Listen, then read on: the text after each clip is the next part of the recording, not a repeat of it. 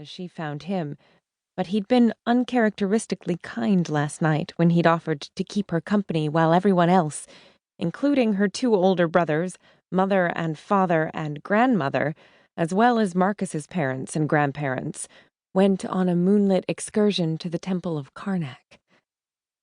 Syble's parents felt she was too young to stay out all night, a fact Syble had attempted to refute, but to no avail.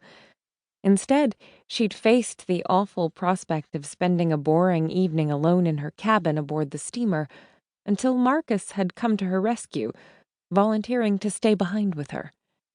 Even now, she wasn't sure why he'd done it.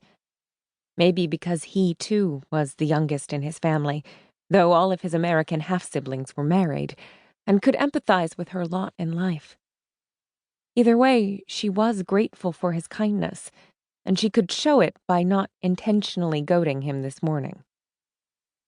"Thank you again for staying on the ship with me," she conceded. "And playing games when you could have been reading." To her relief, his stiff posture relaxed. "It wasn't so bad. Besides, I finished my book last night, after you went below deck." "What do you mean?" She pointed at the volume in his hand. "That isn't the one you started yesterday morning?" His eyes finally flicked to hers, and a small smile edged his mouth. "No, this would be a new one."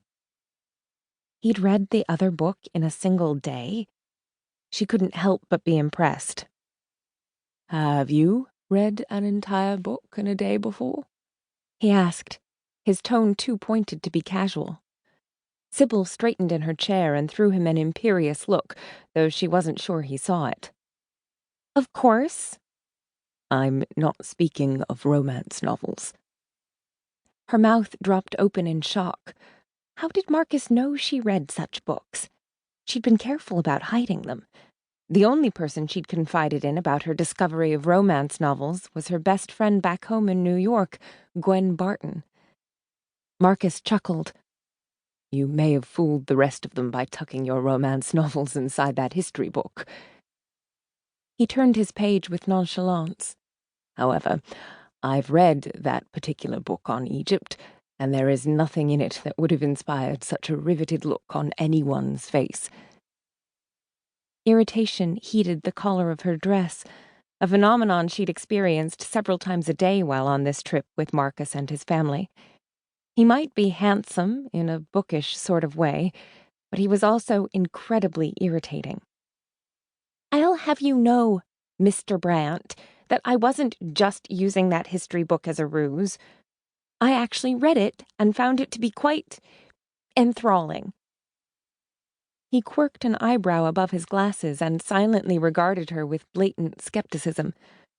Sybil did her best to maintain a stoic composure, but when his mouth tilted upward again, she couldn't hold in her giggle any longer.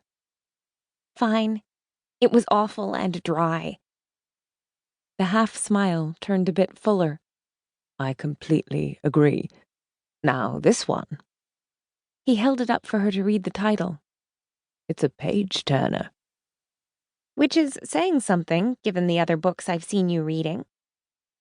He laughed, and the sound was nearly as cheery as the sunshine bathing the Nile on all sides now. "How long before our families return to the steamer?" Sybil asked. She didn't want to sit around waiting for them all day, not when adventure called to her from the shoreline. "I believe our dragoman said not until lunchtime." She frowned in disappointment. Lunchtime was still hours away. "What if we ate breakfast now and then went to visit the bazaar he told us about?" Marcus glanced up from his book to the shore with obvious hesitation. "I had planned to do that later."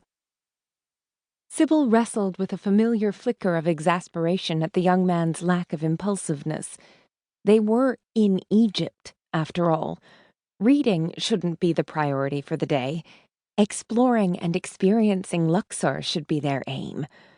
But she couldn't wander around the city on her own, and she wasn't going to convince Marcus to accompany her by pointing out the flaws in his plans. She might be able to convince him with a more tactical approach.